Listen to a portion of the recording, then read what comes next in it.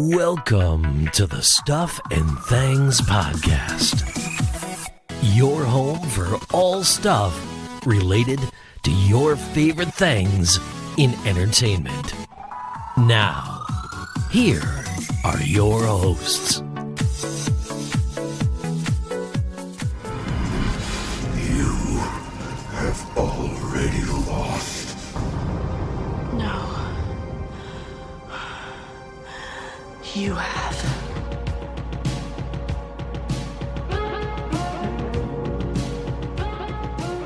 Hello everybody and welcome back to the Stranger Things edition of the Stuff and Things podcast. I am Sam. Joining me once again to discuss her favourite show in the whole world. It's my daughter, it's Phoebe. Hey everyone. How you doing, kid?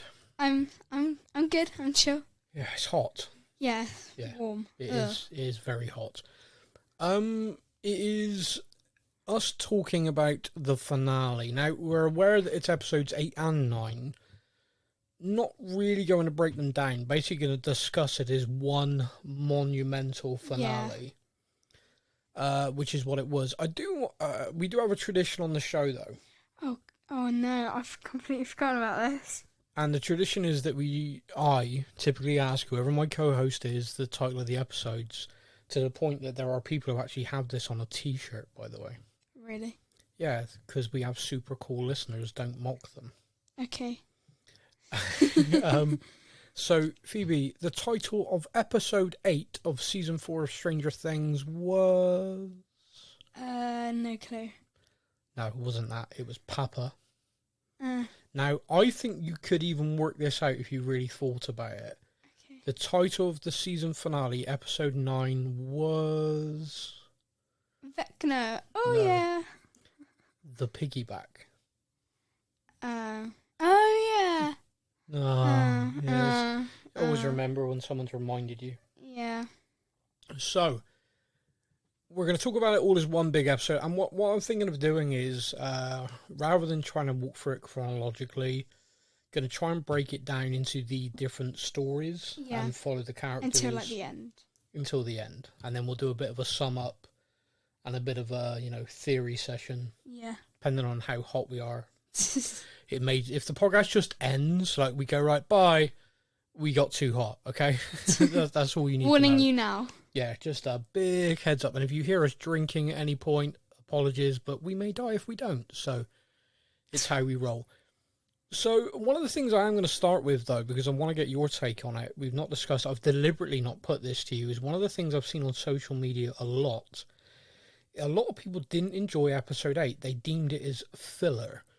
A filler episode where they just kind of like, oh, it was just wasting time to get to 9. I didn't feel that way at all. No. What about yourself? I think it's more so because 9 was such a big episode. Yeah. That it felt like more happened, which it did. Yeah. But it doesn't mean that 8 was a filler. So I think that's just sort of down to the length of the episode more than the content. Okay, well, I'm with you. I mean, we had some quite incredible amounts, really. I mean, I know we had to wait a long time for it, but the run times on the episodes were huge. Episode 8 was like an hour and 10, an hour and 15 minutes, and then, of course, episode 9 was, in essence, a feature, like 2 hours. Yeah, which was good. It Very was good. phenomenal. And we stayed up watching it until gone midnight when it Yeah. came out, which was a lot of fun, to be Yeah. fair. Okay, so what we're going to do then is, like I said, we're going to break it down. We have different characters, different stories all merging. We are going to kick off with the story following Hopper, Joyce, Murray, Dimitri, and Yuri. Yes. I think I've named everyone I need to name there. Yeah. My first bullet point is in the Gulag, which is the term for the Russian prison I am adopting, not what they said. They find a lab with lots of creatures from the Upside Down, all held for experiments, including what appears to be a mind flare. The stuff that goes into people and takes them over is what I've written in my notes. Oh, amazing. Brilliant. Great Thanks. to see that. In the episode, they kind of stumble across this. We knew that they had a demi-dog Yeah. there. We saw the Demogorgon, when it attacked the prisoners. So I suppose it stood to reason they'd have more of them, but to find that lab... And there was quite a lot. A hell of a lot. It was kind of like, what were they trying to do? And it's a great question mark, really. It's like, what was the plan there? Was the plan to experiment and see what they were, to try and replicate? Weaponize them. I think weaponize is probably accurate for that period in time. I mean, if you think about it, this was a Soviet lab trying to do that, whereas the Hawkins experiment was a US lab trying to weaponize people with abilities like 11. Yeah. So really, it's kind of no different, kind of tit for tat going on. The group escape, but they have no airplane. They're left to put a call into the States for Dr. Owens. Of course, they're not aware that he's got his own problems. And they're left with Yuri trying to fix the old helicopter, but he is stalling. Yep, trying to... Yeah, stall. Well, he literally... I mean, I think one of them... I think it's Hopper or someone says...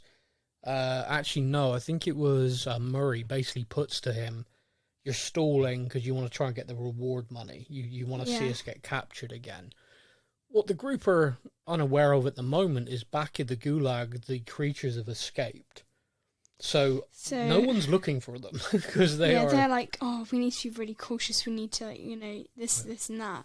But they're not bothered about that right now. They're trying to live. Yeah, they have bigger problems right now than escaped prisoners. This leads to conversations along the lines of what are they going to do? They do put the call into the States. I'm just going to re-stress this again for everybody listening. We are merging 8 and 9, okay? So, granted, the vast majority of stuff is 9 because that was the finale, but we're just throwing them all in together. So, before I start getting smart-ass messages, you know who you are, Clive. This is what we're going to do. Okay. He does get the phone call, or he does speak to somebody, and when he speaks to them, they basically lay out what's going on in a kind of way he has to piece it together. Like a vague sort of... Yeah, but what he pieces together is there is a problem at Hawkins, 11 has gone to fight. Same, and Joyce's kids are involved. It's always them. And it's left with a situation where they can't do it. They can't get back to the States fast enough. No. So what can they do? They come up with a plan to return to the Gulag that they busted out of. Sigh. Yeah, facepalm. And to attack the creatures there because it's a hive mind. I mean, the note I wrote is Hopper decides they go back to attack the creatures as they are hive-minded and it's their only way to help the kids. They do that. I mean, basically, the plan is a sound one. We know it is a good thing to do. But having escaped that Gulag barely, it must be and trying to go back with, I mean, I know they don't know, but escaped creatures. Yeah, which is kind of funny because we watched this yesterday. Yeah. And it's just kind of like a refresher in our minds. And there's a scene where they go back, and it's Hopper, Murray, and Joyce who head back, leaving Yuri to work on Dimitri to work on Yuri to get the helicopter to fly again. And when they go back, they go past the guard tower in a kind of like, oh, there's no guards. Brilliant. Woohoo. This is easy. But then you zero in on the guard tower and you can just hear over the radio gunfire, death, carnage. So you've worked out on there. Brilliant. Creatures are loose. They do break back in and they head through and they come up with the plan, which is basically... Because it's a hive mind, Hopper sees a demidog. He says, I will lure that one into this pit, which was designed. Cage. Yeah. It was designed to keep the creatures in. Which it didn't really do very well the last time we saw it. No, see, I thought that as well. But I'm guessing he's thinking that the fence had been switched off by Joyce, the electric fence that was sort of high up. So I'm guessing in his mind is they'd get them all in there and that'd give them enough of an advantage to torch them. Yeah. Yeah, so that was the plan anyway. So he finds one, he's going to lure it in, which will lure all of them in. Murray's going to rain fire on them with a flamethrower. Woohoo. They're also very lucky, by the way, that Yuri is a smuggler. Yeah, true. Because he had a lot of cool stuff. including some fun changes of clothes. Joyce and Hopper are wearing matching jackets at this point. Very, very fetch. Oh, stop trying to make fetch happen. Nice. Nerd! I'm not a nerd. I just quoted Mean Girls. That's a little bit nerdy. Shh. There's probably plenty of people listening to this who loved that you just did that, by the way. Whoa. I mean, I did line it up for you. So, anyway, and I think Joyce, I don't know if both of them are, but Joyce is definitely wearing a Hulk Hogan t-shirt, which is kind of hilarious. But anyway, that aside, he has got a flamethrower, various weapons. They get back in there. The pit is still basically carnage. If everyone remembers earlier when the prisoners were fighting the Demogorgon, they all had like a selection of weapons that they could use, like hand weapons, knives, swords, various things. Axes. Yeah, so the floor's just like littered with that. We've like blood, guts everywhere. It's not nice. And Hopper's kind of like walking through. And flaming creatures. There's some dead folks. There's some problems there definitely. And Hopper's kind of like just like walking through, checking it all out, and then he's going to lure this creature in. He goes to do it, and we have a kind of a poignant moment with Joyce, because Joyce realizes what the creature is, and has that flashback memory to Bob. And she's like, "No, this is not again." This is a perfect segue, though. So, the Duffer Brothers, the creators of Stranger Things, do you think they hate their audience? Yeah. Yeah, a little bit? Yeah? A little bit. So, in Season 2, we met a quite wonderful character, a superhero called Bob. What happened to Bob, Phoebes? Bye-bye, Bob. In Season 3, we get... Don't even... We get introduced to the most lovable Soviet scientist of all time. Alexei. And what happens to Alexei, Phoebes? I'm not even going to talk about it. He died. And Season 4, we get introduced to somebody else, which we will come on to. Well, multiple people, to be honest. Well, yeah, we do, but there's just the one character that people are really upset about. Yeah. So yeah, I think the Duffer Brothers, basically if we get to Season 5 and like the first episode is like, "Hey, who are you?" "Oh, I'm new here." Everyone just like, "Nope, we'll not get attached to you. Whoever you are, go away." Brilliant. Anyway, back where I was, Joyce is obviously contemplating what happened with Bob, and she's watching on the CCTV as Hopper's luring this demi-dog. He's running full pelt to get away. The thing's gaining on him, obviously on 4 legs. And at that point, Joyce sees what can only be described as a cattle prod, like an electric prod. And she's like, "Ooh!" And she sees that. And the thing I like about this is the kind of evolution of when Bob was taken down, like Joyce was kind of helpless in that moment. There was nothing she could do but stand there and scream. Yeah. But she's decided and taken it upon herself that she won't do that this time. Like, this will not happen this time. Won't happen again. So when Hopper is run down by this creature and he's trying to hold it off to save himself, she does come out of nowhere, cattle prong the thing, electric shocking it, getting Hopper to his feet. They charge into this pen, which is what they were hoping to lure everything in. They get behind the cage door, but the thing rips the cage off of his hinges. In that moment... Yeah, in that moment, were you afraid? Because, I mean, we were in the finale, and I felt, in this finale especially, Episode 8, which people didn't like, I thought set up every character that they could die. Yeah. Which is why I liked it. I know, perhaps that's why a lot of people didn't like it.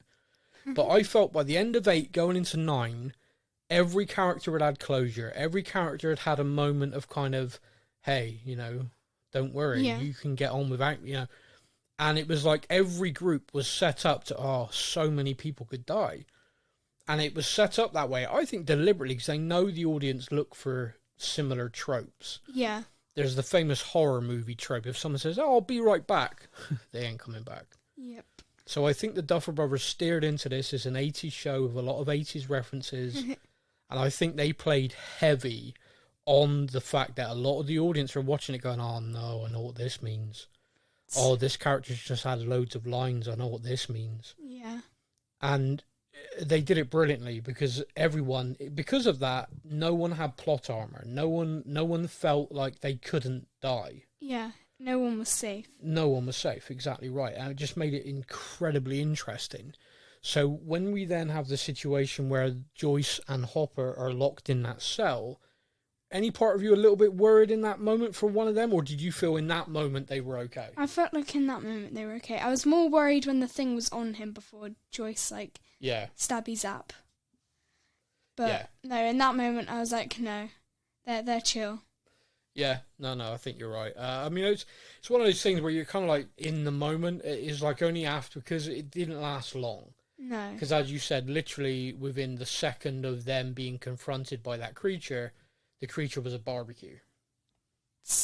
Good old Murray steps in with the flamethrower and from above just starts torching them and does a pretty amazing job. Now, we're going to come on to it, but his doing that and them luring those creatures in literally helps everybody else amazingly. Yeah. We will talk more about it when we get to those things, but what I will say is that it helps Eleven in her battle to get the upper hand. It helps Steve, Nancy, and Robin. So it helps everyone. It helps everybody. Their whole thing was great. Now, the final bit here that I want to talk about, because this is kind of epic, is there's one Demogorgon left. Of course, there's always one. And Hopper doesn't have a gun or anything. No. And he finds on the ground a sword. Yep. How much did you love this fight sequence? It was okay. Only okay? I liked the end of the head. The decapitation finish. Yeah. But, so perhaps this is from me then. This is a kind of old person, child of the 80s. Elder. So the sword that he's carrying is from a very famous 80s film, possibly even 70s, but definitely famous in the 80s, of Conan the Barbarian. Yeah. An actor called Arnold Schwarzenegger carried that sword in the film, and they use that, like a replica of that sword, in this scene, and he picks it up, holds it in the Conan the Barbarian way. The thing I liked is that Hopper has learned as well. So Hopper is looking svelte, by the way, nowadays. Yeah. Full credit to the actor, because he made that decision himself. They never asked him to do that. Really? Yeah, so basically they knew that he was going to be in Russian prison for a set amount of time. So they explained to him what was going to be happening. Now, if you remember, when season 3 ended, him as an actor, David Harbour, went straight into filming Black Widow. Yeah. Which a lot of people thought was kind of funny, because it was obviously a case of, that's funny, he's going to be filming that, and then he's going to be perhaps on location again, like for being in Russia. They released the teaser that he was still alive, and everyone said, they've definitely done that because they know it'll leak, because he's clearly going to be filming both. But anyone who's seen Black Widow, and anyone who remembers what David Harbour looked like at the end of season 3, is a very different look to the guy in season 4. Yeah. And he took it upon himself. Went into lockdown, different things, health, fitness, diet. He got himself in shape to that degree. And he did it with the sole thing in his mind of, there's no way anyone would last that long in a prison, hardly eating, and look the way I looked as a sat around eating donuts sheriff in America. Yeah. So that was what he did. And I think it really sells it. It really helps the vibe. I don't know, but it does help. It does. It definitely helps. I mean, it helps the vibe. It helps the kind of cinematography of it, the visualization, because you see the scene where he takes his shirt off and he's been obviously his makeup done, all the wounds and everything all over him, and you see that and there's sort of the skinniness of him and everything, and it's really, really quite a strong visual. Wow, what have you been through? But then you see him also in this, when I talk about him learning, is Hopper would have relied on his gun, would have relied on everything before. In this instance, he knows the Demogorgon comes at him, he slides to his knees, locks one arm off. He doesn't try and kill it straight away. He knows that that's not going to work. Yeah. He's shot these things countless times and they just take the bullets and keep coming at him. Yeah. So he takes an arm off. The thing can't rip him apart with no arm. And then he's able to sort of stand back from it a little bit. Yeah. And the thing's swinging its one good arm now at him, and he's just standing back, waits for it to swing, and off goes the head. Bye-bye, head. It was great. I loved it. I think visually it was a lot of fun. It was very 80s. Very 80s action over the top. And with that, the helicopter arrives because Dimitri did manage to convince Yuri. Yeah, about time. It was about time, and I think the way they did it was quite good as well, because up to this point, it had all been about threats. If you don't do this, we're gonna do this to you, we're gonna do that to you. And it was more of a kind of, what happened to the great hero that you were? Yeah. Ooh. Well, no, it was good because Dimitri basically played into a little bit of ego. You know, a little bit of kind of, I heard stories about you being someone special, someone brave. But also he laid it out to him as like, this isn't about countries and borders. This is literally good against evil. This isn't Soviets versus the States, communism versus capitalism. This is more than that. And he did it exactly the right way, and it did work. And he did show up to help them. So the helicopter does arrive. They are able to escape the gulag. Actually, for good. For good this time. They're actually going to leave that place. And hopefully never go back. And one would hope. Definitely. I mean, there's nothing really to go back to other than loads of dead stuff. No. One would hope that they are definitely done. So the characters we're going to move on to is the group of 11, Mike, Will, Jonathan, and Argyle. Argyle! You a fan of Argyle? Yeah. If he dies. Well, no, because he won't be a new character next season, so they can't kill him. He reminds me of the turtle from Finding Nemo. That's a weird reference, but yeah, I guess. Hank Shell, dude! No? Yeah. A little bit, okay. Mike, Will, Jonathan, and Argyle are in the pizza van trying to find 11 with coordinates on a map. In the van, we have a scene where Will shows Mike the painting. As he's losing faith in him and Elle as a couple, Will then lies and says Elle wanted him to paint it for Mike as a commission. Clearly Will in love with Mike, ? Is my note. Yeah. What are your thoughts on this? Because it is a purely fan-driven thing that Will is struggling being gay and coming out in the 80s, which would be a massive struggle, especially in the 80s. Yeah. But it is not something that's actually been said in the show. It's not something that the character or anyone else has confirmed. It is purely a fan theory. So an extension of that, it's become almost like everyone just thinks it is fact. It's not. Now, as an extension of that, people are now like, oh, well, clearly he's in love with Mike, and that's why this is what's going on. Do you think that's the case, or do you think this is just Will is still struggling with the fact he feels like he lost a big chunk of his childhood? I think it could be either, but also, then again, it could be a case of he likes 11, like, in the sort of, I don't know, but I feel like there's that'd be something... different. I don't think I've heard that theory much. Like, he's because he's spent a lot of time with 11 at the moment. He has, yeah.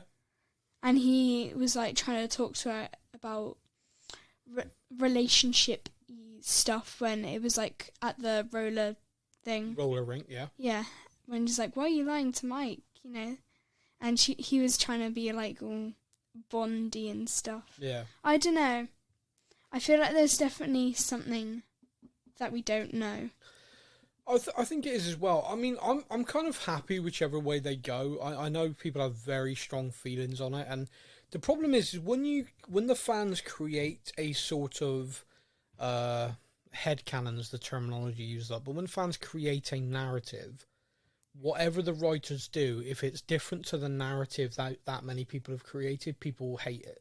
Yeah. And that always frustrates me a bit, because the Duffer Brothers had a very story to tell in this show, and they've laid out, and I would hate to think that they adjust things because they go, oh no, if we don't do it that way now, people are going to be mad. Yeah. I mean, the way they've left it, it's not really answered that, so no one's got a right to get mad. There's a famous thing in Star Wars. Mark Hamill, who plays Luke Skywalker, once got asked the question, do you think Luke Skywalker was gay? And Mark Hamill said, do you think he was? And the guy said, yeah, I was a young gay man when I saw it, and I thought he was. And he said, but then he's gay. And a few people were like, oh, well, what do you mean? He said, well, the way I see it is I've played this character.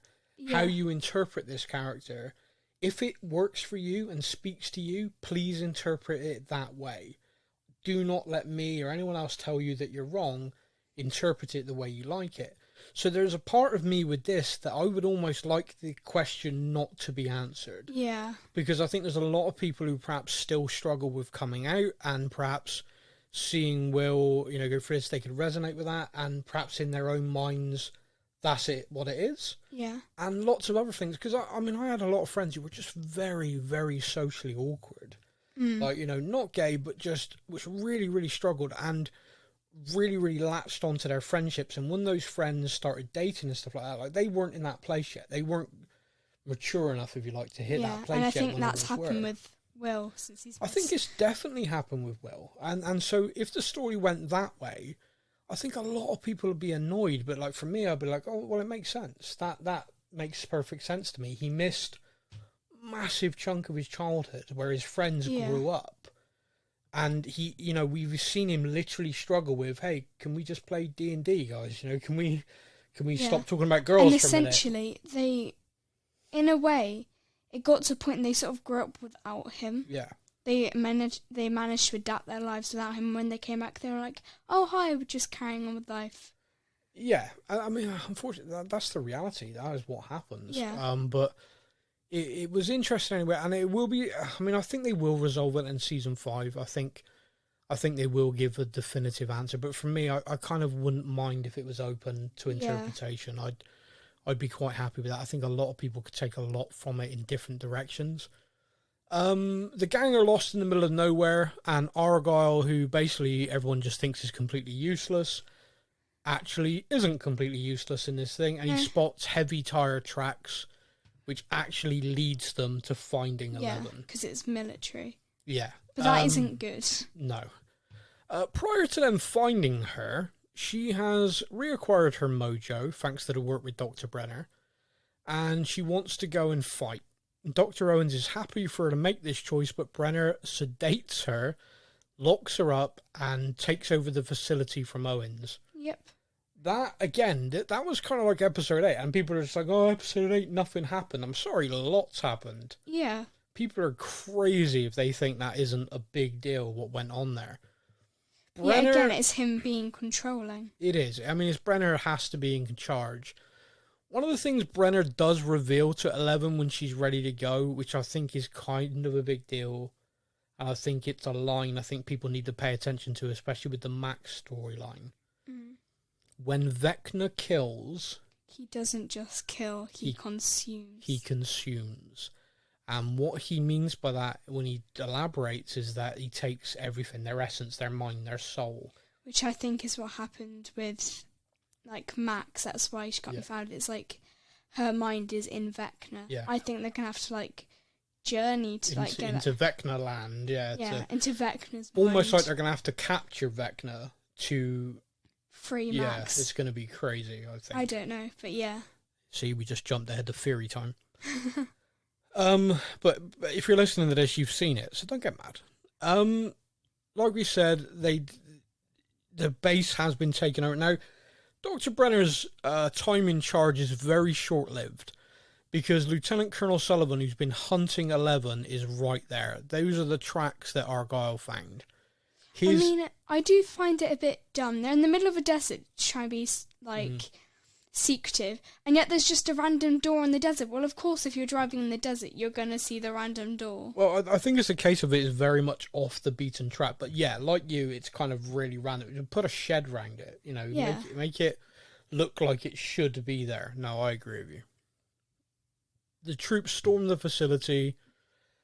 I think it's a bit like a Star Wars scene. Only I can see it. Yeah. But yeah, that's for me, I think. But Brenner tries to escape, holding on to 11. The helicopter circling has a sniper. He takes Brenner down. Yes.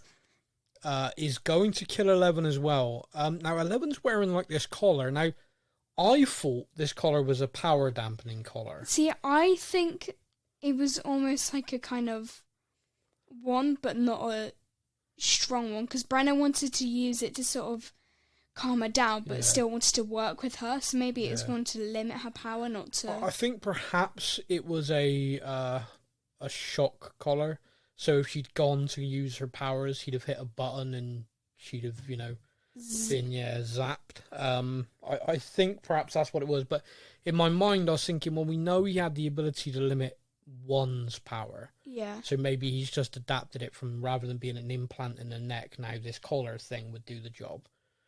Less messy with surgery, etc. However, no, because we then see 11 stand up. She has got her mojo back, and how amazing was the visual of her taking down the helicopter? Pretty good. The explosion was clean. It was epic. She grabs it with her power, swings it, smashes it down into the other vehicles. So not only does she take the helicopter out, the people who were trying to kill her, she destroys all the vehicles as well. So when the pizza van rocks up with Argyle and the gang, she is able to escape with them without anybody being able to follow them because all their vehicles are currently on fire. Dr. Brenner dies is my note. See, you were like, I'm not convinced he's dead. Now you're like, I am convinced he's dead. I'm not convinced he's dead. I don't know, because I personally would like to think he's done. Me personally, because he's just a nasty piece of work. But he spent ages sort of dying, and he never got fully finished. He was just kind of left. So when we left, he was still kind of dying. Yeah. So you're working on the theory, if you don't actually see the moment the person dies, you should never rule them out. Yeah. Yeah, that's probably fair. I'd like to think it's done, though. I feel like that scene was closure. It was the end of that chapter. Yeah. I feel like dragging him back again would be a pain. Dr. Owens is now the prisoner, though, of Lieutenant Colonel Sullivan. Be interesting to see what happens there. I want to know what happens with that, or if they ever, touch on it again. I think they will, because Owens basically screams at him, fine, let me sedate 11, and then when people keep dying in Hawkins, you will see that I'm right, and we need her. But if you kill her, and then you realise I was right, she's gone. And Colonel Sullivan just goes to kill her anyway, and Owens calls him every name under the sun. Yeah. Which I liked. But he is going to have to now go confront that, because obviously Hawkins does get messed up. But because 11's escaped... Exactly. Is this Colonel Sullivan going to see sense, or is he just going to keep blaming 11 for everything? I mean, it's pretty obvious to him now that 11's definitely real. Oh, without a doubt, yeah. There's no doubt in that.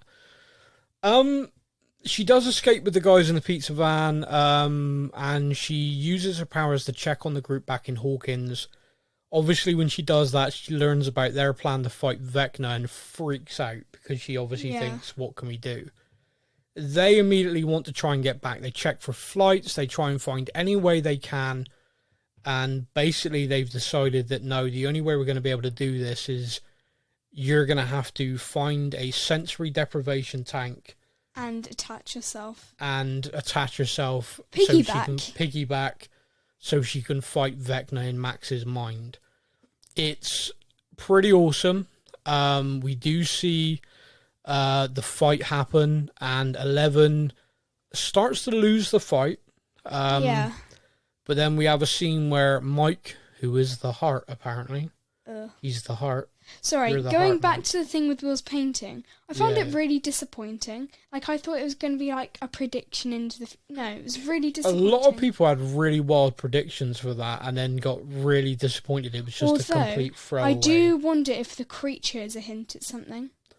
Because there has been things where you can see, with the D&D, you can see the creature. Yeah. And apparently if you slow down the scene where Nancy has the vision of Hawkins, apparently you can see creatures like that. So I don't know if it's it's possible. A minor foreshadowing, but it's still disappointing. I know you wanted it to be something big. Yeah. I'm sorry. Sad. Don't be sad. Like you said, 11 does fight Vecna in Max's mind, helps Max. But she does start to lose until Mike basically tells her that he loves her.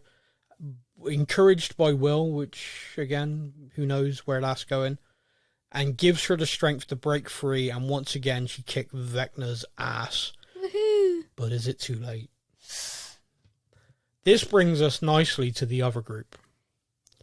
The favourite group. The favourite group. This is Dustin, Eddie, Steve, Robin, Nancy, Erica, Lucas, and Max. It's the big group. It is definitely the big I do group. find it funny how Dustin never ends up with his group of friends. He always ends up with older people. That's actually true. I never even thought of that. Because he's always going with, like, Steve. Yeah. Like, in season 2, he's gone off with Steve to, like, try and find Dart. That's actually kind of funny because, I've never realised that. Yeah, he's never with his mates. He's always with, like, Steve or older people. Yeah. That is actually quite funny. And then, since Erica's been involved, she's also been with that group. Love Erica. Episode 8 literally opens with Vecna in Nancy's head, but he does not kill her. Or even try to kill her. Stop hating on Nancy. I hate Nancy. Why? I don't know. She's just so inconvenient.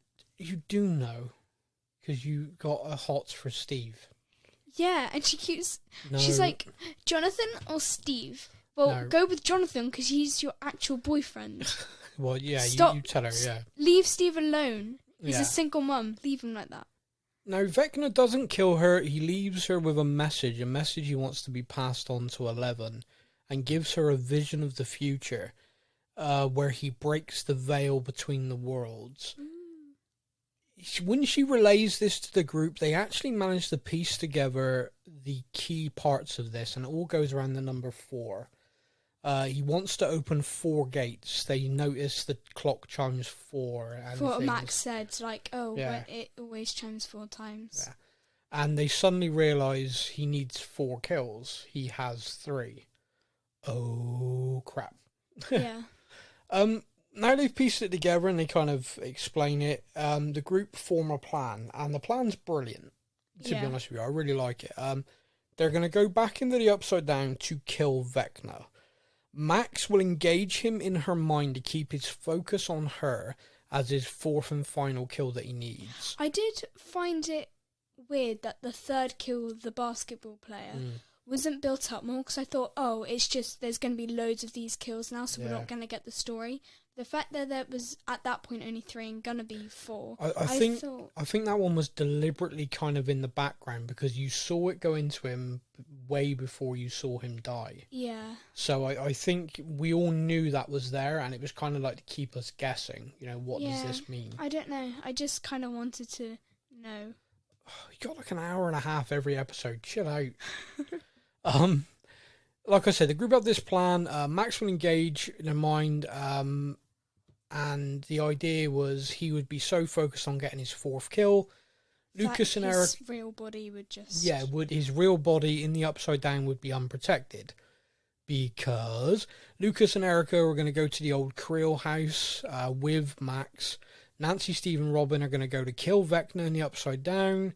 Dustin and Eddie are going to draw away the demi-bats. A good plan. And they need weaponry.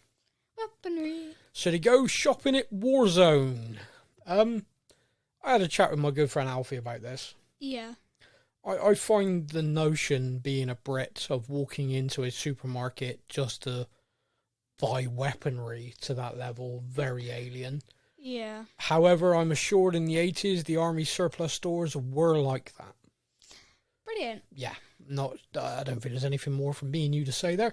I did find it, I found it a bit strange that no one questioned the fact that Dustin and people... I actually don't know if Dustin went in thinking about it. Yeah. But yeah. I think the fact that you're able just to buy a gun that easily just will always blow my mind. I know it's a thing, but it just will always blow my mind. Hopefully not literally. They bump into the basketball team in there, and Jason looks out of his mind, looks absolutely crazy. He looks like he's not slept in ages. He does, and he basically threatens Nancy, gets really gets really quite intimidating, quite nasty, and she's picking up a shotgun. The group leave, they're fully tooled up, and they go ahead with their plan. After a scene where they all appear to be saying goodbye to each other, like I said, they really built it like any of them could die. The plan kind of starts really well. Yeah, it goes well. Max manages to engage Vecna, and she runs and hides in a good memory. It's a memory of the snowball concert. Yeah, the snowball. Yeah. Sorry. Oh, get it right. How did I get that wrong? Did you get it right? Yeah. Nerd! Nice. Wow. Wow. Yeah, wow, father. Yeah. So the snowball, and she's able to go there, and it escapes her.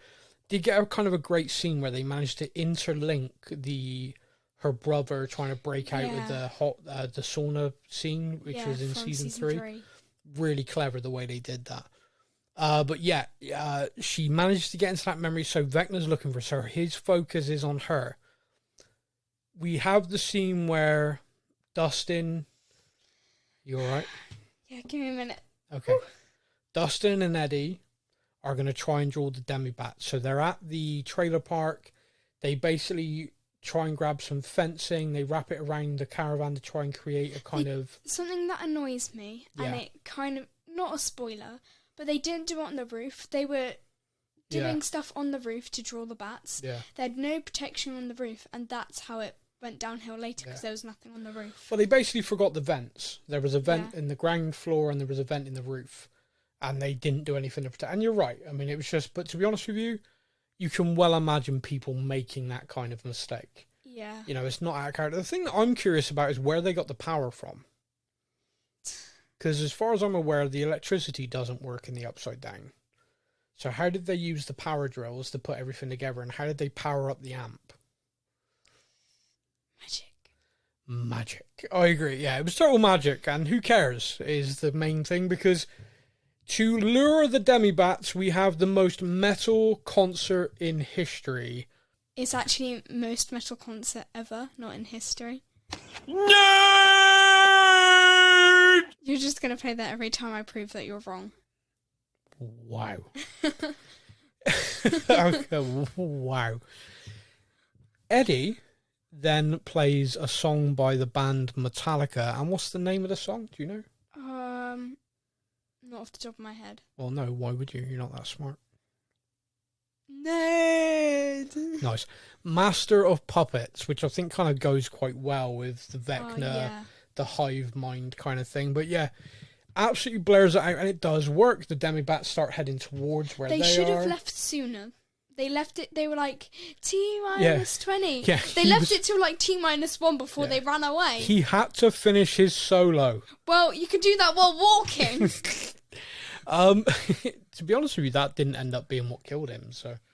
Well, if they had managed to get in the thing sooner... Maybe they'd have identified the problem sooner. Yeah. Okay. Either way, they do draw the demi-bats, and that allows the Fearless 3 to head into Vecna's house. The Creel house in the Upside Down. Like I said, the plan is going really well at this point, however... Sorry, going back to it, I'm annoyed about the whole Steve and Nancy... Steve and Nancy conversation in the wood. That annoyed me. Nancy, back off Steve! Steve is mine. Okay, you're done? And also Steve's crawling backwards is funny. You done? Yeah. Okay, good.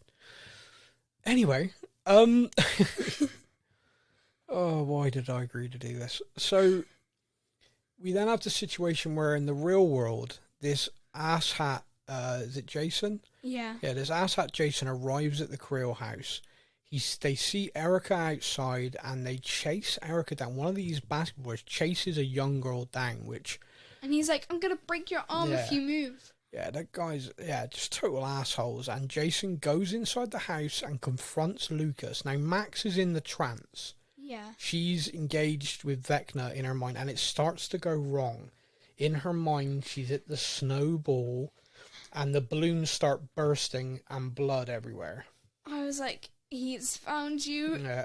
Pick a different memory. But she was like, oh, look at that balloon. No, pick a different memory. Pick a different memory. Keep moving. Yeah, I agree with you, but... He has found her in this memory, and he is hunting her down whilst Lucas is basically fighting for his life with Jason. And Jason steps on the music. Yeah, so the way that they planned, obviously, is if Max... starts floating. Yeah, if she was about to start floating, was to throw the headphones on her, bit of Kate Bush. But unfortunately, Jason stomps on it, so there's no way to do it. I mean, I still stand by. After Lucas stopped getting strangled, he could have started singing. He could have, even if it was bad, because it's Lucas. She would have gone, oh my god, it's Lucas. Oh my god. Even if it was something like Never-Ending Story, because that's one of her like memories in the flashback montage. I think he could have, but I think we do have to take into account he has just had his windpipe crushed for a good amount of time. Plus, clarity of thought in the moment. Yeah, I would have started singing. Well, obviously, because you're an absolute hero, but if Lucas... I could make a deal with God. See? Yeah, you know thousands of people listen to this podcast, right? Yeah, and thousands of people will be impressed by my amazing singing skills. What do you mean? Yeah, that's fair. I would have saved Max. Yeah, okay. All right. Yeah. So, Phoebe's better than Lucas. That's key. We see... I mean, this is where things go really badly. I mean, 11 enters the mine to try and fight Vecna. Vecna at this point gets the upper hand on everyone and basically tells 11, I'm going to make you watch. I'm going to make you watch. I'm going to make you watch. Yeah. Make you watch kill Max and destroy like everything. Yeah. So Steve, Nancy, and Robin are being strangled by the vines in the the vines in the Creel house. Eddie and Dustin, the demi-bats are bursting into there now. They've got in, and they're trying to like escape. 11's being held and is powerless, and Max starts to float. Lucas is being strangled by Jason. Erica's on the floor. Max's bones start to break. Yeah, but it's all very kind of slow. Yeah, I mean, it's all kind of happening, and they're showing us all of these different angles. They're all happening at once. At this moment, however, like we mentioned earlier on in Russia, about them setting fire. Yeah. And things start to turn. Mike manages to tell Elle he loves her, enabling her to overpower Vecna. In Russia, they torch the hive mind, giving them the moment where they're released from the vines. So they can get into the building, the upside down. I do find it funny how they've just been strangled for however long, and because Erica was like the communication person, and she's gone. They're just like, so they don't know that everything's gone wrong. They're just like, let's carry on with phase 4. Carry on, crack on, and they do. They then throw their Molotov cocktails. Yeah, they take ages. They spend 5 minutes just throwing one. Then they watch it. They watch Vecna fall and watch Vecna walk towards them before they throw another one. Keep going. It is my pet hate. It is a trope in all cinema, all things. So you're there to kill that creature. I know you're building tension, but please just kill it. Yeah. You throw the Molotov cocktail. You throw the second. You've got a gun. Start shooting straight away. Why wait? Unload and it was everything. Nancy's fault because she spent ages catwalking towards it. It was not Nancy's fault. It Stop was. trying to blame Nancy for everything. It was Nancy's fault. It wasn't. Nancy does unload the shotgun. About time. I personally believe a Terminator reference, Sarah Connor style. She shoots Vecna through the window. That made me think of the mind flare in season 3 when Elle chucks out the window and then it kind of goes off and they're like, oh, that just made me think of that. We do see in this that it lands and looks dead. Vecna looks dead, but when they run downstairs, like, oh my god, if we killed it, it's gone. Vecna is gone. And because we then watch Max die in Lucas's arms. By the way, Lucas then beats the crap out of Jason. Thank so God. He basically gets a serious power up, seeing what's happening to Max in the background. Pummels that asshole, gets to Max. Unfortunately, she dies in his arms. Yeah. And I've said that in a really calm way because although she dies in his arms and it enables the fourth death and the gates to the veil to be broken and we see the devastation across Hawkins. Even though technically her death wasn't in the Upside Down, it was in the real world.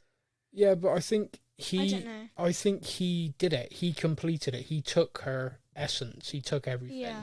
Which it gave him. Or maybe there's still a bit left. That's what the whole she's not fully dead. I mean, well, I don't know. We don't know. We don't know. I mean, it's a question for season 5 because Elle does get to her via being in her mind and connected, and basically restarts her heart. But that's all she can do. That's all she can do. Yeah. She can't bring her. No. Now we'll circle back to that when we kind of wrap up in a minute because, unfortunately, there is definitely one confirmed death. Dustin and Eddie try to run away. Dustin goes through the portal, looks back, and Eddie, who famously said earlier on, "We are not heroes," becomes the hero. Yeah. He lures the demi-bats away again by himself, and he hears in his head the moment where he talks about leaving Chrissy, where he realizes he just ran. He just ran and left her there. He was scared. So he doesn't run this time. And the demi-bats get him. And when the demi-bats get taken down, when Vecna's flambéed, Dustin manages to get to his side, and he dies with Dustin. And he dies with Dustin. At least he didn't die alone like Alexei. No, are you alright?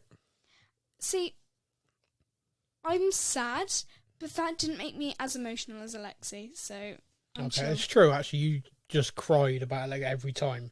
In fact, I can see your tears in your eyes thinking about it right now. Don't even. Remember when he's on the Slurpee? Remember that, how nice he was? No, it's the fact I went through the teddy and and then Murray ran off and then he was lonely. He did. He died by himself, alone, in a foreign country, all by himself. You alright? Don't. Shush. Okay.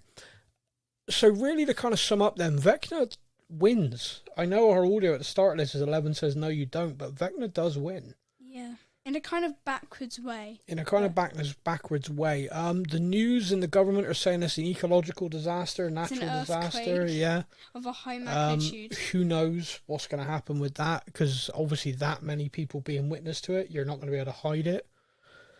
11, like we said, manages to restart the heart. But here's the question with this, because this has confused me. So 11 does this. When the groups are all reunited in the real world, she doesn't tell anyone. Why didn't she say, "Oh, I know"?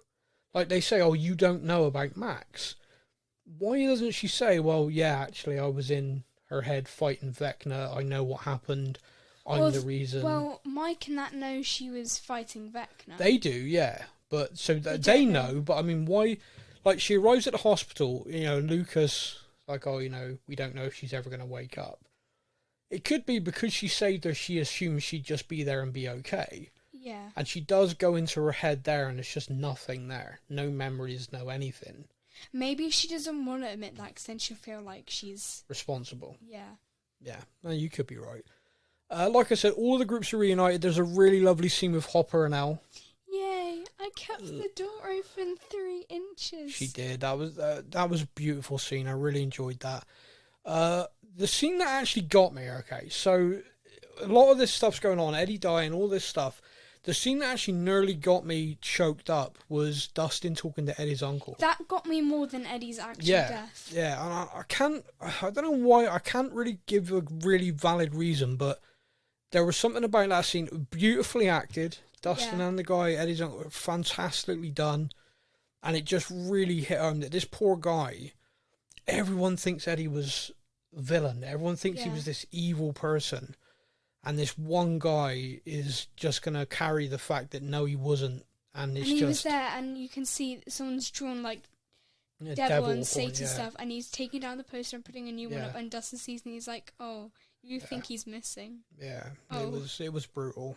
But the fact Dustin's like, "I was with him in the earthquake," and I was like, "Oh, you're having to say it's an earthquake." But then later on, he's like, "And he went out of his way to save other people." Yeah.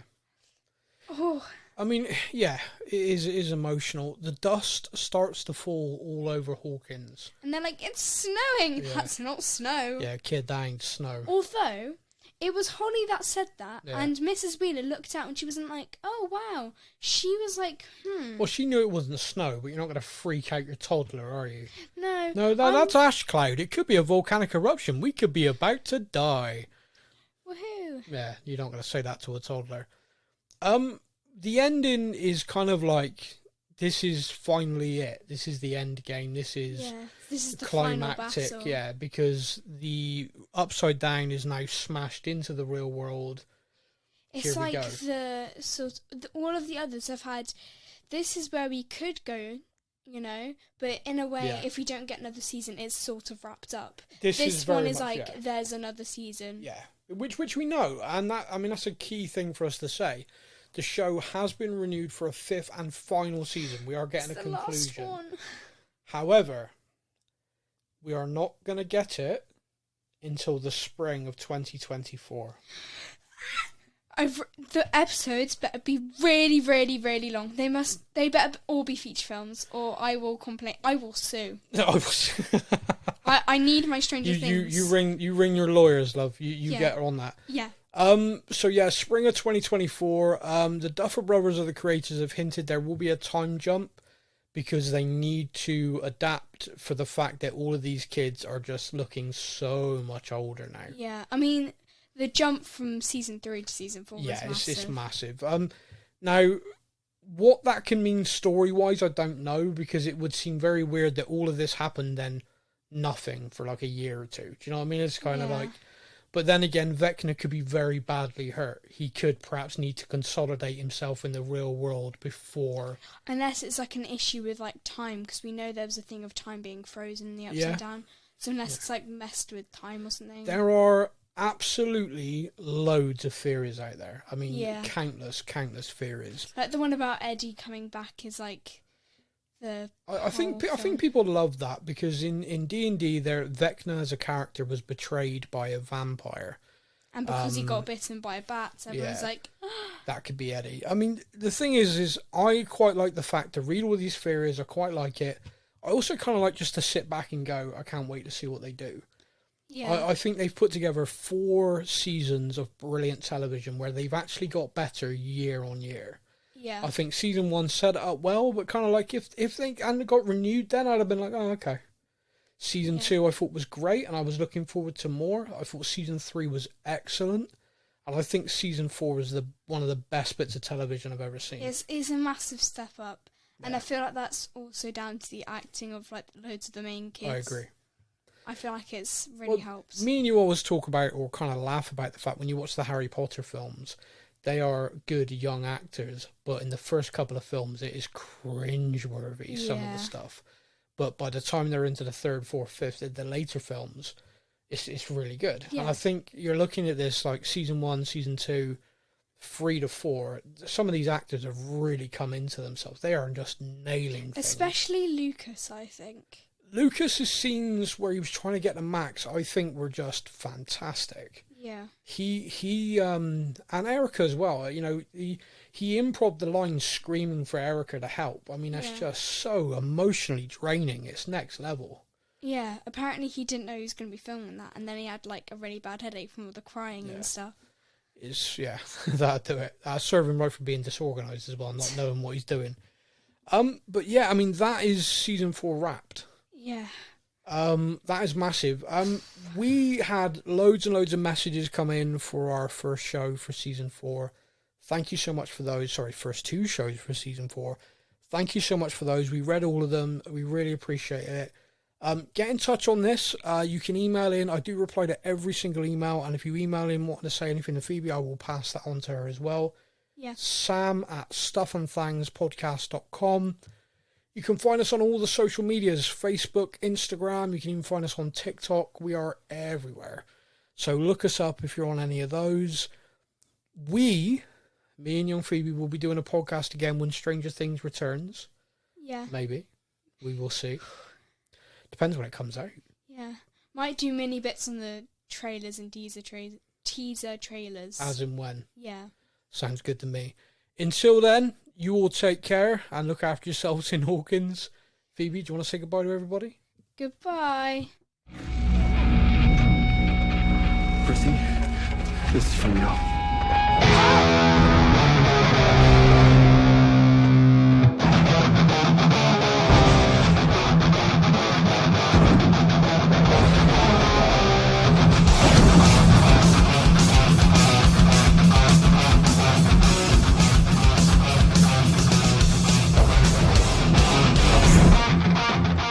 Thank you for listening to the Stuff and Things podcast. We hope you enjoyed the show. You can find us on Facebook or online. Simply search the Stuff and Things podcast to join in our conversation every week.